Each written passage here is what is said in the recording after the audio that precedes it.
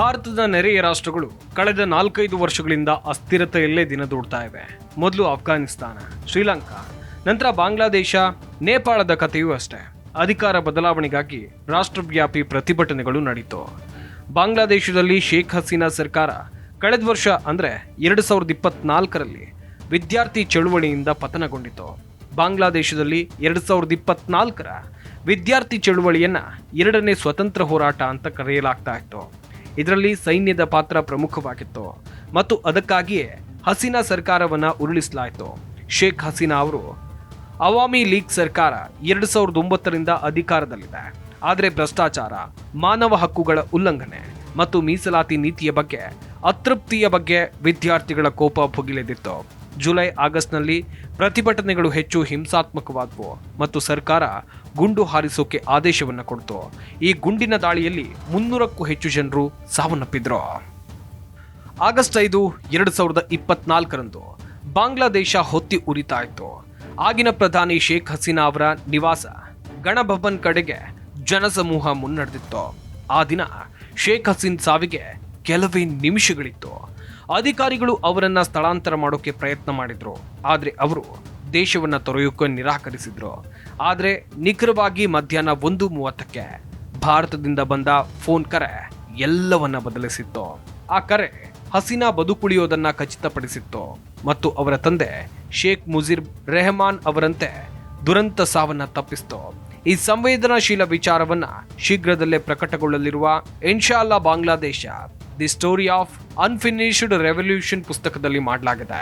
ಇದನ್ನ ದೀಪ್ ಹಾಲ್ಡರ್, ಜಯದೀಪ್ ಮಜುಮ್ದಾರ್ ಮತ್ತು ಸೈದುಲ್ಲಾ ಹಸನ್ ಕೋಖನ್ ಬರೆದು ಜಗರ್ನಾಟ್ ಪ್ರಕಟಿಸಿದ್ದಾರೆ. ಬಾಂಗ್ಲಾದೇಶ ಪ್ರಧಾನಿ ವಿಮಾನವು ಭಾರತೀಯ ವಾಯು ಪ್ರದೇಶವನ್ನ ಪ್ರವೇಶ ಮಾಡೋಕೆ ಭಾರತ ಆಗಾಗಲೇ ಅನುಮತಿಯನ್ನ ಕೊಟ್ಟಿತ್ತು ಅಂತ ಪುಸ್ತಕ ಹೇಳುತ್ತೆ. ಆದರೆ ಕೊನೆಯ ಕ್ಷಣದಲ್ಲಿಯೂ ಮಧ್ಯಾಹ್ನ 1:30ಕ್ಕೆ ಶೇಖ್ ಹಸೀನಾಗೆ ದೇಶವನ್ನ ತೊರೆಯೋಕೆ ಇಷ್ಟ ಇರಲಿಲ್ಲ. ಬಾಂಗ್ಲಾದೇಶದ ಸೇನಾ ಮುಖ್ಯಸ್ಥ ಜನರಲ್ ವಕಾರ್ ಉಜ್ ಜಮಾನ್, ನೌಕಾಪಡೆ ಮತ್ತು ವಾಯುಪಡೆಯ ಮುಖ್ಯಸ್ಥರು ನಿರಂತರವಾಗಿ ಅವರನ್ನ ಮನವೊಲಿಸೋಕೆ ಪ್ರಯತ್ನಿಸಿದ್ರು. ಅವರ ಸೋದರಿ ಶೇಖ್ ರಿಹಾನಾ ಮತ್ತು ಮಗ ಸಜೀಬ್ ವಾಜಿದ್ ಅವರನ್ನ ಸಂಪರ್ಕಿಸಲಾಯಿತು. ಅಮೆರಿಕದಲ್ಲಿ ವಾಸಿಸುವ ಸಜೀಬ್ ಕೂಡ ತಮ್ಮ ತಾಯಿಗೆ ನೀವು ತಕ್ಷಣಕ್ಕೆ ಭಾರತಕ್ಕೆ ಹೊರಡಬೇಕು ಅಂತ ಹೇಳಿದ್ರು. ಇದಕ್ಕೆ ಪ್ರತಿಯಾಗಿ ಹಸೀನಾ ನನ್ನ ದೇಶದಿಂದ ಪಲಾಯನ ಮಾಡೋ ಬದಲು ನಾನು ಇಲ್ಲೇ ಸಾಯೋದ್ ಮೇಲು ಅಂತ ಹೇಳಿದ್ರು. ಭಾರತದಿಂದ ಬಂದ ಕರೆ ಎಲ್ಲವನ್ನ ಬದಲಾಯಿಸಿತು. ಇದೆಲ್ಲ ನಡೀತಾ ಇರುವಾಗ ಇದ್ದಕ್ಕಿದ್ದಂತೆ ಒಂದು ಫೋನ್ ಕರೆ ಬಂತು. ಕರೆ ಮಾಡಿದವರು ಯಾರು ಅಂತ ಪುಸ್ತಕ ಇನ್ನೂ ಸ್ಪಷ್ಟಪಡಿಸಿಲ್ಲ. ಆದ್ರೆ ಅದು ಹಸೀನಾ ಅವರಿಗೆ ವೈಯಕ್ತಿಕವಾಗಿ ಪರಿಚಯ ಇರೋ ಉನ್ನತ ಭಾರತೀಯ ಅಧಿಕಾರಿ ಅಂತ ವರದಿಯಾಗಿದೆ. ಕರೆ ಚಿಕ್ಕದಾಗಿತ್ತು, ಆದ್ರೆ ಅದರ ಪರಿಣಾಮ ಆಳವಾಗಿತ್ತು. ಅಧಿಕಾರಿ ಮಾತನಾಡಿ, ಈಗ ತುಂಬಾ ತಡವಾಗಿದೆ, ನೀವು ತಕ್ಷಣ ಗಣಭವನ್ ಅನ್ನ ಬಿಡಬೇಕು, ಇಲ್ದಿದ್ರೆ ಗುಂಪು ಒಳಗ್ ನುಗ್ಗುತ್ತೆ, ನೀವು ಜೀವಂತವಾಗಿ ಇರಬೇಕು, ಯಾಕಂದ್ರೆ ಹೋರಾಟ ಇನ್ನೂ ಮುಗಿದಿಲ್ಲ ಅಂತ ಹೇಳಿದ್ರು. ಇದನ್ನ ಕೇಳಿ ಹಸೀನಾ ಒಂದು ಕ್ಷಣ ದಿಗ್ಭ್ರಮೆಗೊಂಡ್ರು. ಸ್ವಲ್ಪ ಯೋಚಿಸಿದ ನಂತರ ಅವರು ಭಾರತಕ್ಕೆ ಹೊರಡೋಕೆ ನಿರ್ಧಾರ ಮಾಡಿದ್ರು. ಹೊರಡೋಕ್ಕಿಂತ ಮುಂಚೆ ಅವರು ಅಂತಿಮ ಆಸೆಯನ್ನ ವ್ಯಕ್ತಪಡಿಸಿದ್ರು. ರಾಷ್ಟ್ರಕ್ಕೆ ಸಂದೇಶವನ್ನ ನೀಡೋಕೆ, ರೆಕಾರ್ಡ್ ಮಾಡೋಕೆ ಅವಕಾಶ ನೀಡಬೇಕು ಅಂತ ಕೇಳ್ಕೊಂಡ್ರು.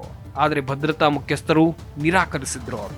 ಜನಸಮೂಹವು ಯಾವುದೇ ಕ್ಷಣದಲ್ಲಿ ಒಳಗೆ ನುಗ್ಗಬಹುದು ಅಂತ ಭಯದಿಂದ. ಸಮಯ ಮಧ್ಯಾಹ್ನ 1:53. ಶೇಖ್ ಹಸೀನಾ ಅವರನ್ನ ಎಸ್ಯುವಿಗೆ ಕರೆತರಲಾಯಿತು ಮತ್ತು ಇಬ್ಬರನ್ನ ನೇರವಾಗಿ ಹೆಲಿಪ್ಯಾಡ್ಗೆ ಕರೆದೊಯ್ಯಲಾಯಿತು.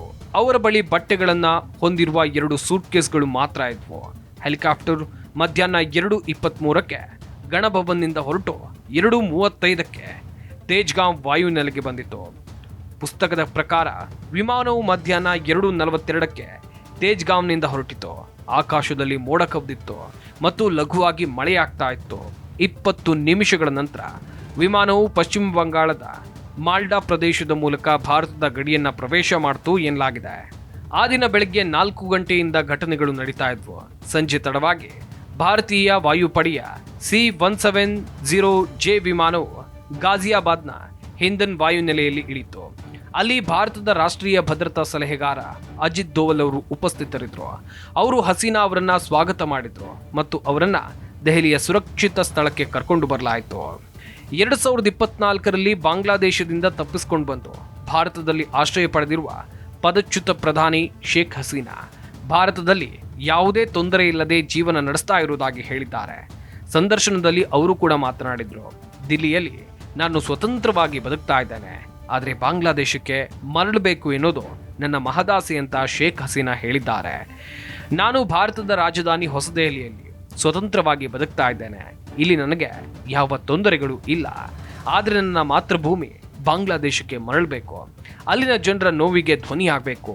ಬಾಂಗ್ಲಾದೇಶವನ್ನ ದುಷ್ಟ ಶಕ್ತಿಗಳ ಕಪಿಮುಷ್ಟಿಯಿಂದ ರಕ್ಷಣೆ ಮಾಡಬೇಕು ಎಂಬುದು ನನ್ನ ಮನದಾಸೆ ಆಗಿದೆ ಅಂತ ಶೇಖ್ ಹಸೀನಾ ಭಾವನಾತ್ಮಕವಾಗಿ ಹೇಳಿದ್ರು.